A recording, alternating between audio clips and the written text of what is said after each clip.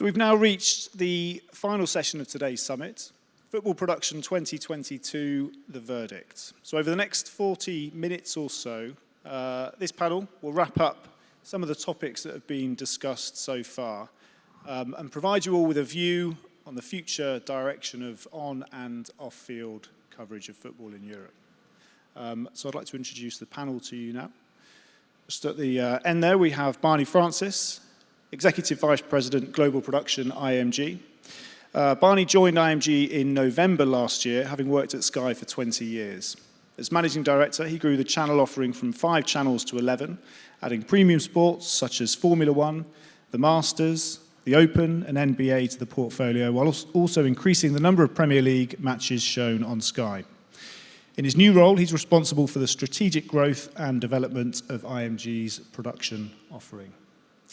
Next to Barney is Paul McNamara. Paul is Senior Director and Executive Producer of major events at ITV. Paul's got over 30 years of television sports production experience, firstly at the BBC as Executive Producer of Match of the Day and now at ITV. He's a 3-time BAFTA winner and has worked on every major football and rugby tournament since 1990 and been Executive Producer since 1998. Paul currently directs and exec produces all ITV's output, including football, Euro and World Cup, FA Cup, England Lionesses, Rugby World Cup, Six Nations, horse racing, darts and snooker. And just next to Paul is Keegan Pearce, International Development, La Liga, UK and Ireland. Based in London, Keegan oversees UK and Ireland international business development for La Liga's global network, while also serving as a part-time lecturer in sports business at Barcelona's ASAD Business School. Keegan has some 18-plus years experience across broadcasting, sponsorship, marketing, comms, and content strategy, including for La Liga's current UK-Ireland linear offering, La Liga TV, having previously worked for the likes of Sport5, BAMTech, and Major League Soccer. And just next to me is Alessandro Rotano, Senior Vice President of Sport Production, Sky Germany. Alessandro looks after all live sports coverage and leads on the development and implementation of new technologies and innovation at Sky Deutschland. Since joining the broadcaster in 2008, he's been involved with UHD tests and was responsible for Sky's first VR live test, which was successfully implemented at the 2016 German Cup final. Alessandro played a decisive role in the development and implementation of the new Sky Sport HQ Broadcast Centre in Munich, and he's also chairman of the SVG Europe Advisory Board. Thank you for joining us today. And so just to get us started, and given that a major theme of today's summit is fan engagement, Barney, we'll start with you if we may. What would you feel the priorities for broadcasters when it comes to augmenting the viewing experience outside of match coverage? Yeah, thanks. Hi, everybody. I'm aware that we're keeping you from wine and beer. There's laughter from the back of the room. Perhaps you've got a beer already. Look, I think first things first is you've got to understand the end user, right? And the end user is enriching us with data as to how they consume more than ever before. If I just take in my own family, if I take a live football match, let's just say for the sake of where we are today, we're all Spurs fans. My dad will only watch the live game on the big screen.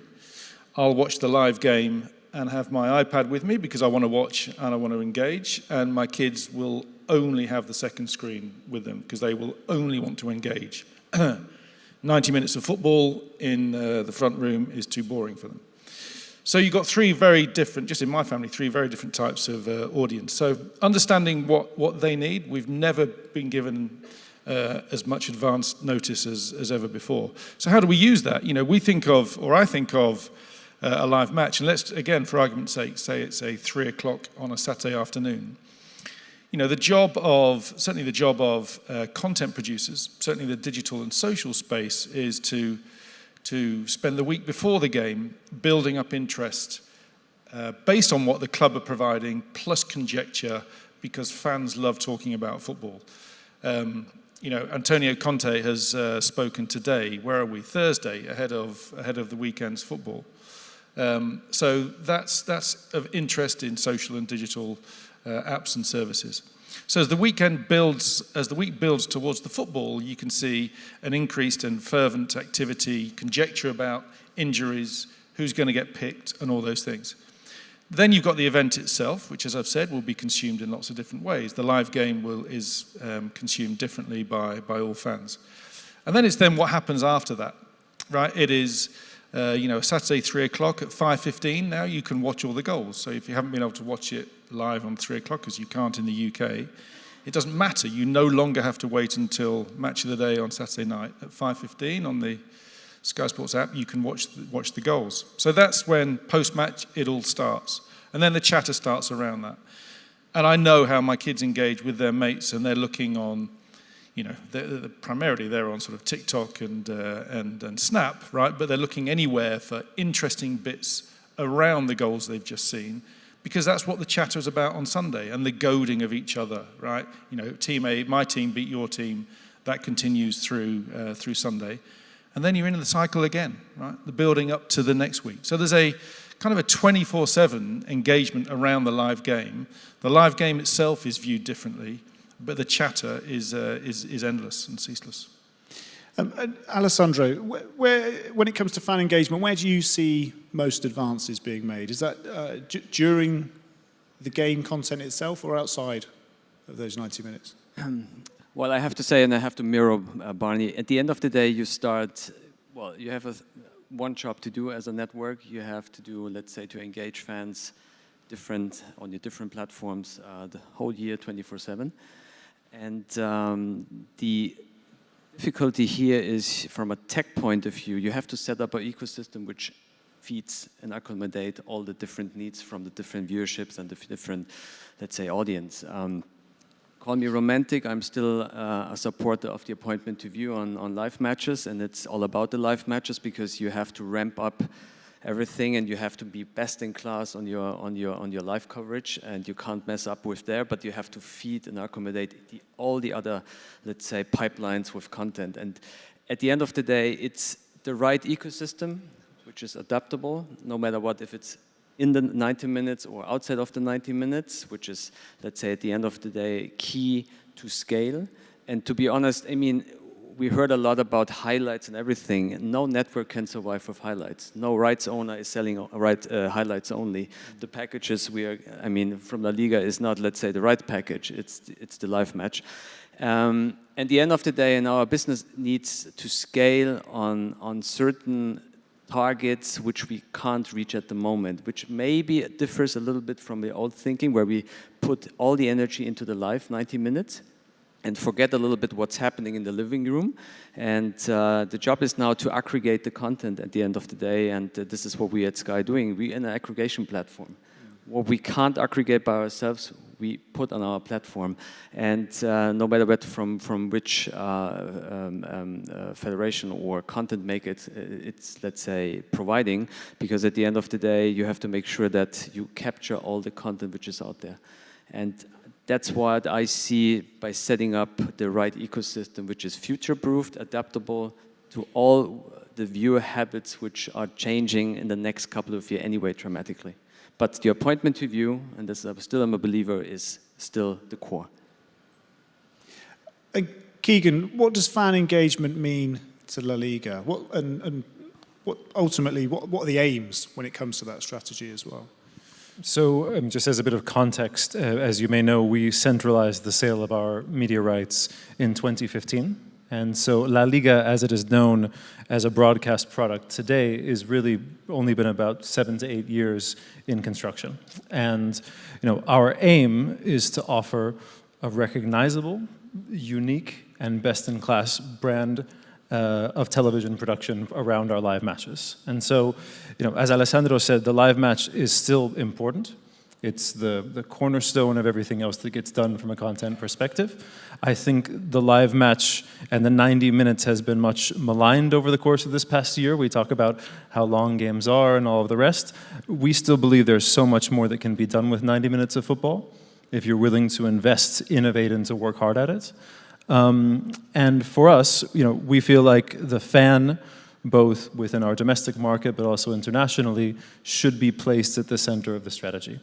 understanding consumer behaviors, understanding consumer preferences, understanding what engages people with live football and with the entire ecosystem and storytelling around it, as Barney mentioned. And that's a question of giving consumer choice. So there are a number of aspects on our broadcasts, whether it's, for example, during the pandemic, we had virtual stands, and in the audio that came through the library recorded by EA Sports, we offered fans in Spain the opportunity to listen to the enhanced broadcast or the regular broadcast during the course of the pandemic.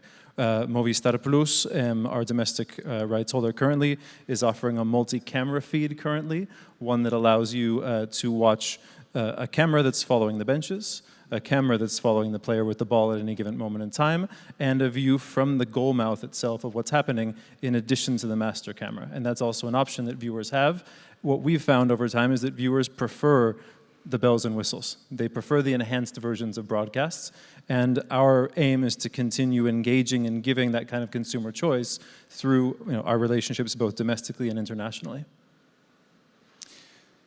Paul, earlier on, I think it was Nick from AE Live spoke about the point that fans are more knowledgeable and that they want that reflected in the coverage. And we've seen lots about the use of data and stats, shot efficiency, passing profiles, all that kind of stuff. So how do you make sure that that complements the coverage, especially as you work for an entertainment broadcaster? So how do you make sure it complements and doesn't get in the way? Yeah, I mean, we are an entertainment channel that does sport, not a sports channel. So it has to tell a story.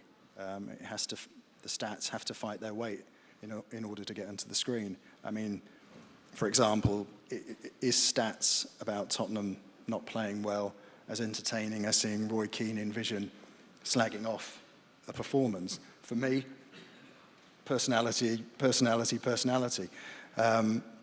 But, we had a situation the other week where the stats led the editorial. Manchester United played Manchester City. Manchester United didn't have the ball for the last 10 minutes. Stat came out that they had no possession, they had 6% possession in the last. So that led the editorial. It was fantastic. Then all the analysts could jump in on that.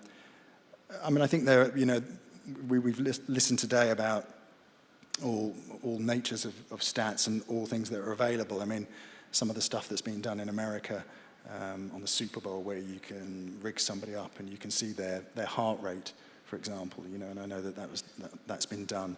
I mean, the very thought of being able to, have a penalty shootout in the Euros or the World Cup where you could see the heart rate of a player on the screen as he came up, you know that the English heart rates will be going up and down like that, and the stereotypical German Italians would all be perfectly still. But that would make great entertainment and great facts. But it comes back down to all of these things: is the federations allowing you to do it? Is the buy-in from the federations? Would they allow us to have access to that data and use it live? No. Would it be entertaining? Would it be fascinating? Yes. So we take that objective view about what works for us. But can I just add there that it's the perennial fight between broadcasters and federations around access. On the Premier League contract, there's a clause, Section K, which is the restrictions on the access that Sky, BT, Amazon and BBC can have to players of a club, right? But if you take a club like Spurs, for example, the clubs push back because they've got so many demands of their players by themselves, right? If you think of Spurs' corporate sponsors, if you think of international licensees of the Premier League rights, if you think of players' individual sponsorship arrangements as well, the demands on the players is really, really significant. But as far as certainly in the pay TV world, you've got a customer promise, right? When they pay you £100 a month, you in effect promise to them that you're going to push the boundaries all the time, entertain them all the time, provide new content all the time. But then you're also getting pushed back by the great commercialization of this great game. So there's only so much to go around, and it becomes really challenging. So Paul, if you had the buy-in of, as Barney touched on, of federations, clubs, you know, and you were able to do whatever you desired, what would be the things that you would like to provide more of? You know, are we talking about more interviews before, during the game, you know, immediately as players are coming on? We've mentioned in the panel earlier about, you know, cameras in changing rooms, that kind of thing. You know, are those the sorts of things you would like to see more of? Yeah, absolutely. I mean, you know, we've got the technology and we've heard about the technology in this room and, you know, the possibilities, but unless we get the buy-in from federations, it's very difficult to do that. I mean, we've got a situation in the Premier League with VAR, you know, that you cannot hear a discussion between a referee and a VAR official. You know, a decision in Manchester City versus Everton the other week, you know, which was everyone in the country, every fan, we're talking about fan engagement, every fan was going, I can't understand that. I cannot understand why that was not a penalty.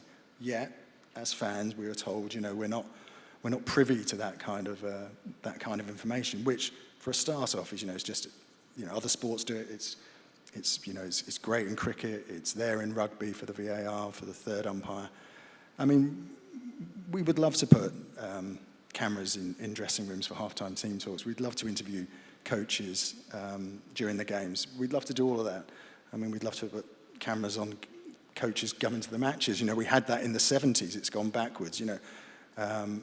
We've seen on documentaries like the Amazon All or Nothing, you know, we've seen what happens in dressing rooms at halftime. I mean, it's not groundbreaking. You know, you go to any Sunday league match or your children's match, they say exactly the same things. You know, they say, win your battles, win the second ball, blah, blah, blah.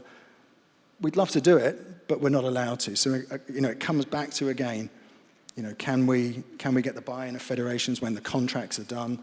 When Barney negotiates a contract, can he get the buy-in from the FA? They want to grow the sports, but at the same time, they've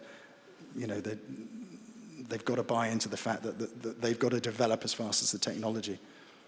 But it has to be our job, and everyone in this room, to be ceaseless and relentless in the pursuit of new technology to satisfy viewers and to engage viewers. I remember when we first started looking at VR, and obviously Oculus had just been bought by Facebook. Google Glass was still sort of around, and I remember having an interesting debate one time saying, you know, Gen Z isn't going to be happy until they can see the view of the game from Harry Kane's shoulder in real time through contact lenses, right? Now that's a bit stupid, right, of me to have said that, right? But you can see how we have to be, it's a responsibility of us to be ceaseless and relentless, as I say, in pushing with the technology new concepts, new ideas, because that's going to increase the commercialization of the game. Selling that into clubs and federations, as you know, as Keegan will no doubt testify, is the challenge.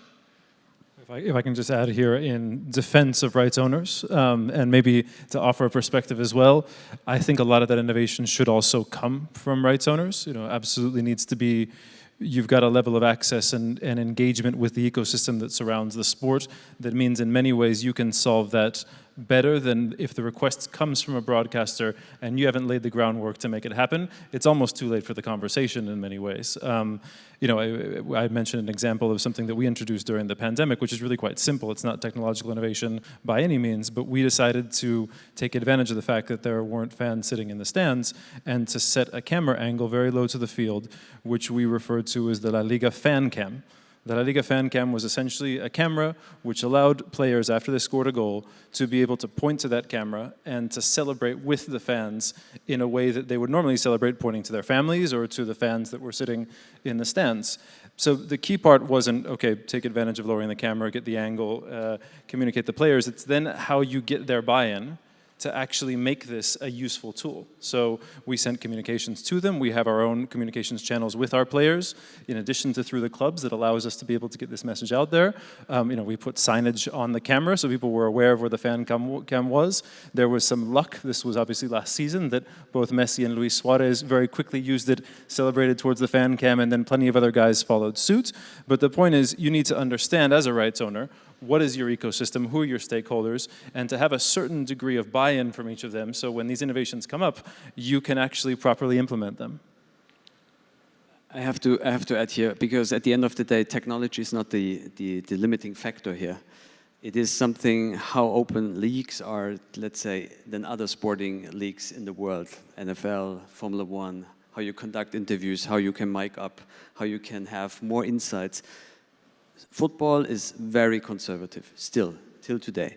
And we definitely saw some improvements during the behind closed door matches because people they were realizing how many communication happens on the field of play.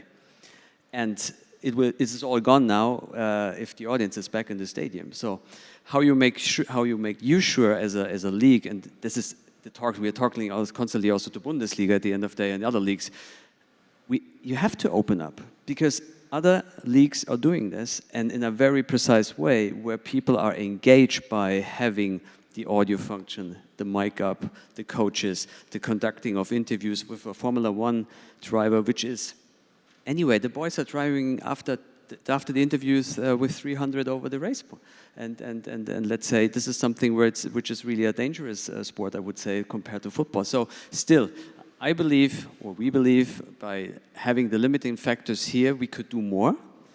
It is still a very conservative behavior by many leagues to open up the field because technology is not the limiting factor here. Something that's cropped up, I think, possibly in every session so far, and I don't want to deprive you all from commenting on it as well, is the metaverse. So it was mentioned earlier about Man City creating their own digital replica of their stadium. I think Birmingham in the UK also announced plans to do something similar. Can you just give me a sense of sort of how much opportunity you think there is in the metaverse? Where does that real kind of opportunity lie? Is that in kind of reaching fans overseas? Barney, what are your thoughts on that? Yeah, it's interesting. Listening to Alessandro there made me think immediately of the NBA, right? Who are, to me, Adam Silver is the commissioner of the NBA, and the NBA itself are the foremost thinkers in terms of how to reach fans all around the world and how to monetize them. You know, and the players buy in, right? The NBA, they know the show, right? And the players know they're part of the show. And it's a show, not a game, right? They realize that sport is entertainment. And I remember Adam saying several years ago, again, going back to VR, that he wants to get to a point where the Lakers fan who lives in Beijing can be almost as engaged as the Lakers fan who lives in LA, right? So the Lakers fan in LA who sits in C15, can he create, and it was in the VR world back then, of course, could he create an opportunity for the Lakers fan in Beijing to sit in virtual C15? And of course, the metaverse will provide some kind of way to get there. So the monetization of fans around the world, you know, we're seeing it with NFTs. By the way, fascinatingly, and I've only read one tweet on it this afternoon, it seems like Chelsea, given what's happened today, the tickets that are unsold between now and the end of the season are now being sold as NFTs, right? Which just sort of takes some time to get your head around that. But you can see what all clubs are thinking is how can Premier League clubs get money out of their fans internationally? Because, you know, they'll get it indirectly through, let's be in Malaysia, right? They'll get it inadvertently through pay TV subscribers to the pay TV broadcaster in Malaysia that comes back and filters back to the clubs. But they also know they've got real pockets of interest in places around the world. And that's where Socios have really pushed into that space. That's where the clubs are all thinking of their own NFTs around the own copyrighted marks they've got. And the Premier League, of course, is looking at NFTs as well. And the metaverse will be the next extension of that, right? And I think we were talking backstage, as I think the Premier League or the clubs and football itself looks at the metaverse, it doesn't have to be a first mover because it owns its own IP, right? Tottenham don't have to be a first mover into the metaverse, right? They'll want to create their own virtual stadium, of course, but they can watch and observe what happens and learn best practice because nobody else owns the IP to Tottenham. So I think we're going to see a bit of jostling for position. You know, personally, I don't feel close enough to the metaverse as a user. I spend a lot of time on NFTs, but I don't feel close enough to the metaverse to quite understand the concept, other than that I know my children game in a world that is completely absorbing, And metaverse is a natural extension of that. So that's my current view. And I think a point that was made earlier as well is that it will require sport generally, I guess football more specifically, to help make a success of it. Is it anything that you're looking at the moment for La Liga? It needs to be on anybody's agenda. At the end of the day, this is the future that we are all pointing towards or being pointed towards as the way that you engage with fans, both near but particularly far. It's something that, as part of our overall fan engagement strategy, is very much on the agenda for us. Early steps that we've taken in this regard, we have a partnership with PortAventura World, which is a theme park in Tarragona, just to the south of Barcelona. There's a new sort of sport bar restaurant there called La Liga 29s, named after 1929, which is the year that La Liga was founded as a competition. But overlaid both on this sports bar and certain parts of the park are an augmented reality experience called the Beat Challenge, where you interact with various things that you find around you in a metaverse kind of environment. At this point, using a smartphone, so we're not talking about virtual reality at this point in time, but it's an idea of the kind of partnership that we're seeking to strike with areas of the entertainment, sportainment sector to bring the concept of La Liga above and beyond, maybe the natural fit, which is, as Barney said, sort of bring people into your venues from very far away, but we also want to explore what other applications the metaverse has in spaces outside of football. Okay. The first session of today's summit was an interview with Kelly Simmons from the FA. So, Paul, I just wanted to move things on by asking you about coverage of women's football. ITV has all the Lionesses games. We've had the recent Arnold Clark Cup. We've got the World Cup qualifiers. Can you give us an idea of how coverage compares to the men's game? That was an interesting question from the floor during that discussion about how we change coverage for the women's game. I mean, we don't. We throw a really good spec at it, as strong as the men's. We cover it in exactly the same way, from camera one, because that's the best seat in the house. That's why all the chairmen and the royals sit in that position. Where it develops us as a broadcaster, it means that we get access to a lot of great female talent that we haven't seen before, and we were able to use through our commentary teams, our presenters, our reporters, our analysts. Emma Hayes became, the breakout star of the last World Cup for us. But in terms of any actual innovation, again, we go back to the point where the success of the women's game is, as it grows, it takes its lead from the men's game in a way, in terms of access and, could we mic up the Lioness manager during the game? No. Could we watch the halftime team talk? No. So its success, almost as it grows, will kind of, I hope, not limit it too much, but that's where we're at. I mean, it's a boring thing to come back to about access and federations, but that is unfortunately where you're at. Was that opportunity there previously, and is that something which you just see the two kind of aligning then between the men's and the football's game? Well, we've only had the women's game, recently, but in my dealings, it's very much, it's FA controlled. It's taking its lead from the men's game. I mean, regardless if it's men or women's football, everyone takes their lead from the top. When we're doing the FA Cup and we're down in the lower leagues or something, sometimes we struggle to get a camera in a dressing room. They say, oh, no, we don't want to do that, or we don't want to be mic'd up, because they take their lead from the top of the game. We had a situation last week with a championship club and a Division 1 club for some FA Cup stuff. We weren't allowed to film training for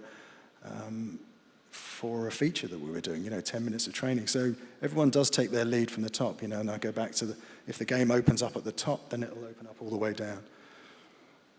Or you need to work really hard and persuade someone to break the paradigm. I sort of look at Brentford in the Premier League, who have been an absolute breath of fresh air.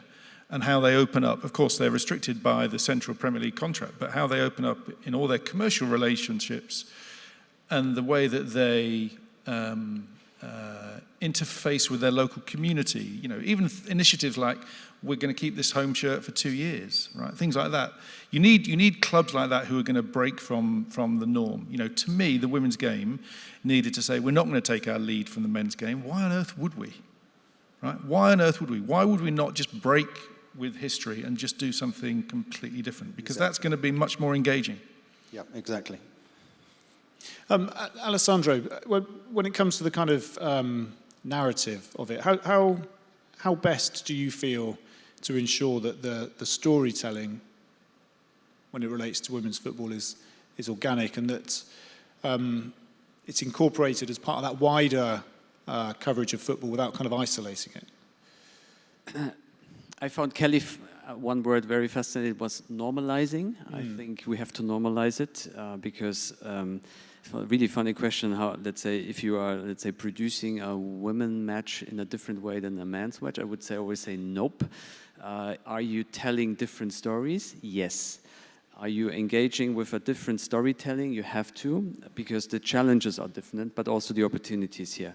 To normalize it, that doesn't, from our perspective, you have to embed it into your normal traditional broadcast. A news channel with a, let's say, 98% of man-driven sport is not equal. So normalizing means at the end of the day, you have to have certain parts in your traditional running order of a news channel, which we have. And at the moment, women's sport is fully represented at the moment, but there will be an increase. And it is on every agenda. Are we fully there yet? I would say no.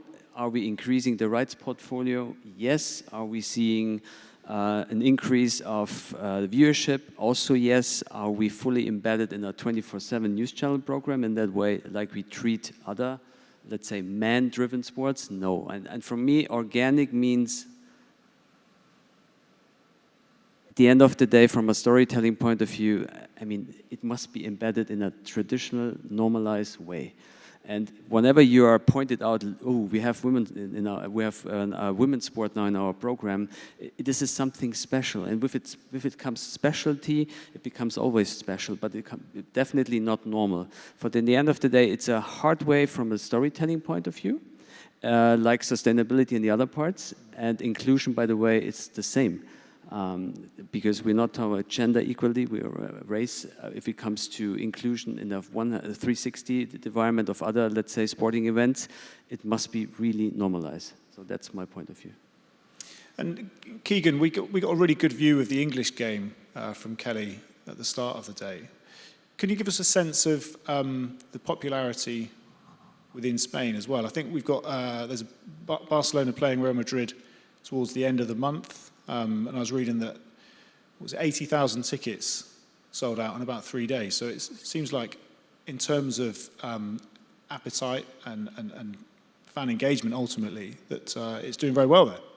Absolutely. I mean, I think picking up on Alessandro's point about storytelling, the growth of women's football, you know, in Spain, but really worldwide, is one of the most exciting things happening in football, period. And it's a story that needs to be told, needs to be celebrated, because women's football has something that men's football does not, which is a powerful message behind it, which is that girls and women can be whoever they want to be, and they can do whatever they want to do. And I think that's something that's should not be lost on anybody who's broadcasting women's football as part of the attraction of the sport itself. In Spain, as you mentioned, you know, there's been considerable growth over the course of past years. The match, you know, in the Women's Champions League at the Camp Nou, you know, sold out within a very short period of time. I certainly got my tickets as soon as they went on sale. And La Liga's role in this, you know, because it's an important caveat, we organize men's professional football. We do not organize the women's competition, much as in this country, it's the FA who organize the Women's Super League. And really where we try to give our greatest degree of support to that overall growth is through our clubs. Many of our clubs have a women's team. Many of them are competing in the first division in Spain, which is going through its own changes. So it's been run by the federation until now, will soon be an independent league entity. In fact, there's a major meeting about this next week. But the achievements are there to be seen. You know, Barcelona winning the European treble, and domestic, of course, Alexia Putellas is Ballon d'Oro winner. And so, you know, I think you can see the growth, you can see how Spain's love for football flows immediately into a love for women's football. And I think, you know, what's really important for all countries who want to support the women's game is continue that research that Kelly talked about in her presentation, where you better understand what's the demographic, who's watching it, what are the motivations behind watching it, because you can't just take for granted that it's the same people or the same reasons to engage that a typical men's football fan would have. The session immediately before this discussion focused on sustainability. Barney, I wondered if you could give us an idea of what IMG is doing in regards to that. I know there's the Green to Screen initiative. Can you, for anyone who might not be familiar with it, can you? Yeah, look, it's as you would expect. You know, IMG were one of the founding partners of Albert. And then followed that up with our own initiative, Green to Screen, which is a group of brilliant individuals at IMG that hold everybody's feet to the proverbial fire, right? We do quarterly updates on progress. Obviously, the target being net zero by 2030, and that includes how we work within IMG and also, of course, all of our suppliers. The one thing I've found since I've been there is, and Dave Shields here with his team, it's an unbelievable building, Stockley Park, for its connectivity, and is, of course, doing remote production. But it was fascinating to hear the stat from Joe before, from Sky, on the 72% difference between remote and cloud-based. But clearly cloud-based has got some way to go. So in the meantime, we pride ourselves on having a fabulous hub at Stockley Park that can connect from all parts of the world. There's still some nervousness out there, I would say, amongst federations about remote production and what that means, whereas I think actually production people themselves are well past the line in understanding that it makes sense to work for an organization that's got purpose, and every organization has to have that purpose of sustainability. You know, our ability to recruit new people, young people, and young fresh talent depends on the purpose of the organization. And so sustainability is at the heart of that. You know, it's harder for people in my generation who remember flying off to all wonderful parts of the world and that sense of feeling the grass that we heard about in the last one. But those days have gone, but they've gone for the right reasons. So it's a really important initiative, Green to Screen, and thankfully we won the SVG Award, Sustainability Award last year. And it's held with some rigor, as I said, by a great team of people. And it's essential, not just for sustainability, but for our ability to recruit the best talent. Because any organization with that as one of its purposes doesn't have a chance.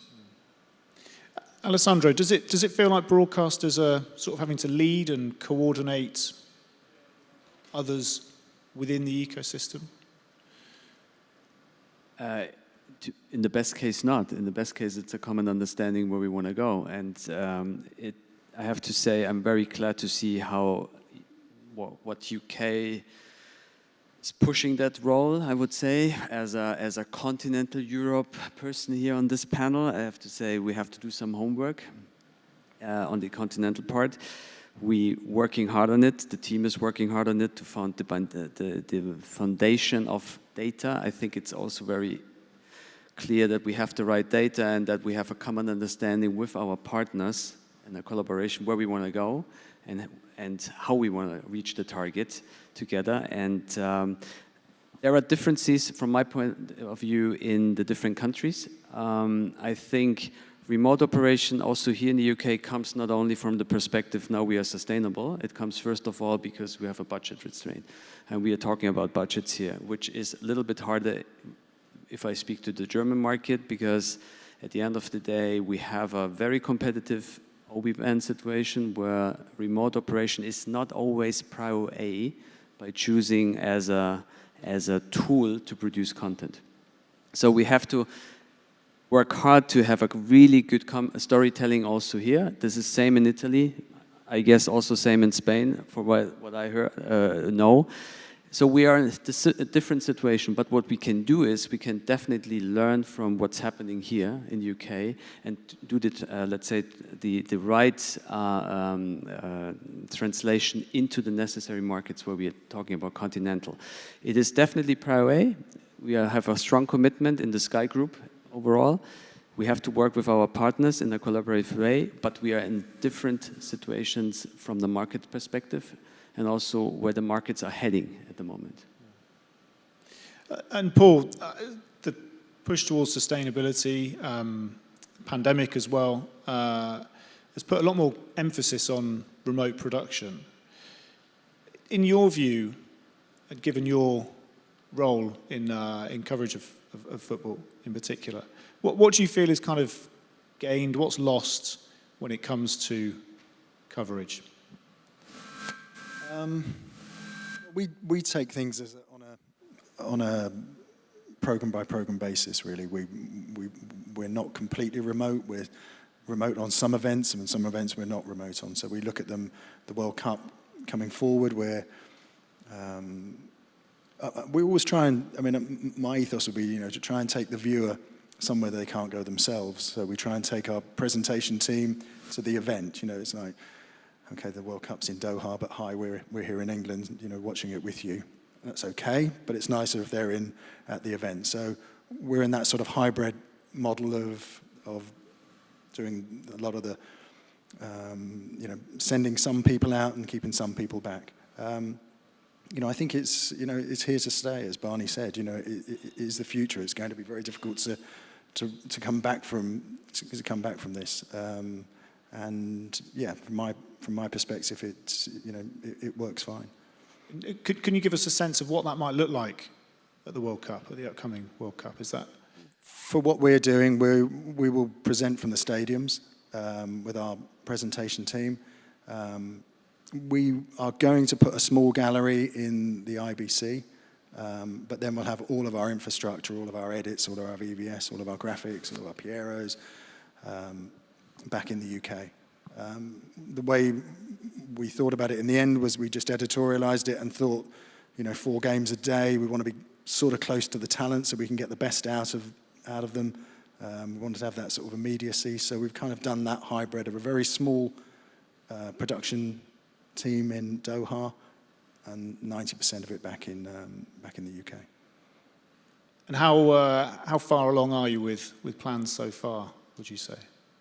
Well, the pandemic has made it difficult because we were due to have trips in December to see the stadiums, but Omicron put pay to that. So there's a World Broadcasters meeting where we're doing a sort of we're sharing a lot of facilities with the BBC this time to make so that they're not spending, we're spending on the same thing. So we're using a lot of the same lighting in the stadiums, a lot of the same crews, a lot of the same technology, sharing resources as much as we can to make to make our footprint as small as possible. But yeah, our plans are full steam ahead. It's going to come around quicker than we know. I was going to say, a few months away, but I'm sure it'll disappear very, very quickly. Okay. Well, I'm afraid the bad news is that we haven't got any more time for this discussion, but the good news is there's now nothing standing in the way between all of you and a drink. So please, can you join me in thanking the panel?